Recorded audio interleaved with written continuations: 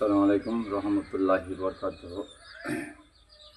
আমরা অনেক বিষয়ে একটা জিনিস দেখি যে মানুষের সাথে অনেক ধরেন যে হয়তো টুকটাক টক ঝামেলা বা হয়তো কথা কাটাকাটি বা বিভিন্ন জিনিসে আমরা হয়তো রাগ করে থাকি মানুষের উপরে। সেই জিনিসটা আমাকে ভাবতে হবে যে হয়তো মানুষটাকে আমি কথা বলবো না বা চালা করবো না, বা আমরা হয়তো বিভিন্ন রকমের কাজে খারাপ লেগে থাকে বা ওর সাথে দেখা হয় বা ধাক্কা লাগে, আমরা কথা বলবো না এরকম লাগে। কিন্তু এগুলো আমরা আসলে ভুল করে বসি।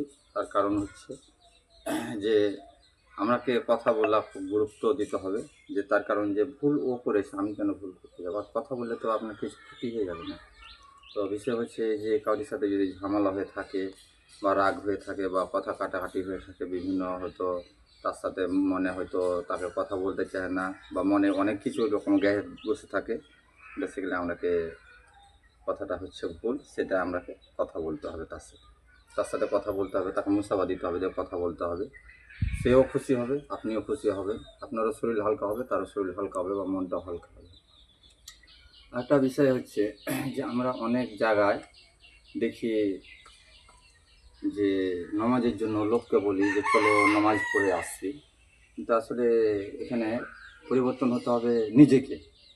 নিজেকে যদি পরিবর্তন আমি করে ফেলি, তাহলে হয়তো আমার দেখবে, ও দেখবে যে আমার বন্ধুটা আজকে দেখলাম ওকে হয়তো 10 দিন 20 দিন কি 1 মাস কি 6 মাস কি বছর আগে হয়তো মদ পান করতো বা হয়তো কোনো নেশা পান করতো বা গাঁজা খেতো বা তার চরিত্র খারাপ ছিল বা মিথ্যা কথা বলতো। এই জিনিসটা আমরা বিষয় দেখি, কিন্তু যখন চেঞ্জ হয়ে যাবে তখন দেখা যাবে যে ও নিজে নিজে বলবে, তাই তোরে কী ব্যাপার, ছেলেটা এত তাড়াতাড়ি ভালো কাজ করছে বা ভালো ছেলেটা আবার ভালো হয়ে গেল, আমরা তো ভাবতে পারিনি। তার কারণ ওকে আল্লাহ হেদায়েত করেছে। আর আপনি আমি যতই বলি নমাজের কথা, আল্লাহ হেদায়েত না করলে নমাজ মানুষ ধরবে না। তার কারণ হচ্ছে আপনাকে তো কালকে আমি ভিডিওতে বললাম যে প্রত্যেক জুমাতে 7 দিন পর পর জুমা হয়, 7-8 দিনকার দিন হয়। তো আমরা প্রত্যেক জুমাতে খুতবা শুনি, কোনো পরিবর্তন নেই। জালসা হয়েছে, কোনো পরিবর্তন নেই। মোবাইলে জালসা দেখি কোনো পরিবর্তন নেই। তো আমাদের একটাই হিসাব করতে হবে যে আইসো আমরা নিজে পরিবর্তন হয়ে যাই। নিজে পরিবর্তন কেমন হয়ে যায়? চার দোকানে এসে আড্ডা মারবো না। চার দোকানে মানে যেখানে গান বাজনা চলবে সেখানে আমরা থাকবো না। যেখানে হয়তো মানুষের গুজব গাওয়া হবে, আমরা দেখতে পাই অনেক রাজমিস্ত্রি বা ব্যবসায়ী বলে যে অমুক মহাজন খারাপ, অমুক খারাপ, কি প্রতিবেশী খারাপ, কি এ খারাপ, ওয়ে খারাপ। না, কেউ খারাপ নয়, পৃথিবীতে সবাই ভালো। কিন্তু ব্যাপার হচ্ছে কি যে নিজেকে ভালো হতে হবে। নিজে যদি ভালো হন তাহলে আপনাকেও ভালো, আপনিও ভালো হবেন। আর আপনি যদি না ভালো হন তাহলে অপরকে কী করে আপনি বলতে পারেন খারাপ ভালো? তাহলে আমাকে হিসাব দেখতে হবে যে আপনাকে নিজেকে পরিবর্তন হতে হবে, তারপরে লোককে বলতে হবে। তা আমাদের বিষয় হচ্ছে যে আমরাকে ধ্যান রাখতে হবে যে আমরা নিজে পরিবর্তন করব। আর একটা কথা হচ্ছে যে আমরা ছেলেপিলাকে শিক্ষার দিক দিয়ে আর একটা কথা বলি যে আমরা হয়তো ছেলেকে এখন আরবি পড়াইতে চাইছি না। আরবি পড়াইতে চাইছি না, তার কারণ আজকে ইমামের বেতন আমরা দেখি যে চার দোকানে 50 টাকা বা মাছ গোশ বা এটে ওটে বা বেফালতু খরচ করে দিই। কিন্তু একটা ইমাম যে আমাদের মসজিদে নামাজ পড়ায়, মৌলভী সাহেব, তাকে আমরা বেতন দিতে মানে আমাদের জান ফেটে যায়। বললেন কেমন জান ফেটে যায়? মাত্র 10,000 টাকা বেতন। আমি রোজগার করি 25,000 30,000 কি 20,000, আর ও 10,000 টাকা বেতন দিতে আমাদের জান বাড়িয়ে যায়। ওরও তো একটা ফ্যামিলি আছে। তাহলে ওকে বেতন দিতে হবে 10,000 নয় 15,000, না হলে 20,000। তার কারণ যে আমার 20,000 30,000 রোজগার করে আমার ভালোভাবে সংসার চলছে না, তাহলে ও 10,000-এ কী করে ওর সংসার চলবে?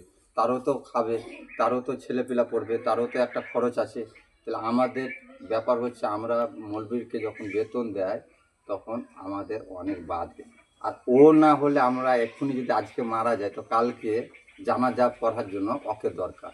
আমাদের সমাজে বিয়ে হয়, বিয়ের জন্য ওকে দরকার। আমাদের মানে মসজিদে শুক্রবার ধরেন খুতবা আদায় করবে কে? ওই ইমাম করবে। তাহলে আমাদের ধরেন যে একটা সমাজে যদি বিচার আচার হয়, কোনো বিচারের জন্য ডাকা হয়, তাহলে কে করবে? মৌলভী সাহেব করবে।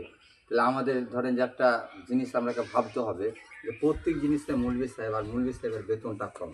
তো আমরাকে খেয়াল রাখতে হবে যে যারা মসজিদের কমিটির লোক আছে বা দেশের লোক, গ্রামের লোক আছে, তারাকে খেয়াল করতে হবে যে তাদের বেতনটা একটু যেন বাড়িয়ে দিই। আর বেতনটা বাড়ালে আমাদের ধরেন যে ইসলামটা মানে আমরা দেখছি যে আমরা ছেলেকে মৌলবি করব না, কেন মৌলবি করবো না? তার কারণ দেখছি 10,000 টাকা বেতন বা 8,000 টাকা বেতন বা 7,000 টাকা বেতন, এর জন্য মৌলবি করতে আমরা চাইছি না। মাস্টার করবো, না হলে রাজমিস্ত্রি করাবো, না হলে ব্যবসায়ী করাবো, কিন্তু আমাদের এটা খেয়াল রাখতে হবে যে মৌলবির বেতনটা আমরা একটা বাড়াইতে হবে।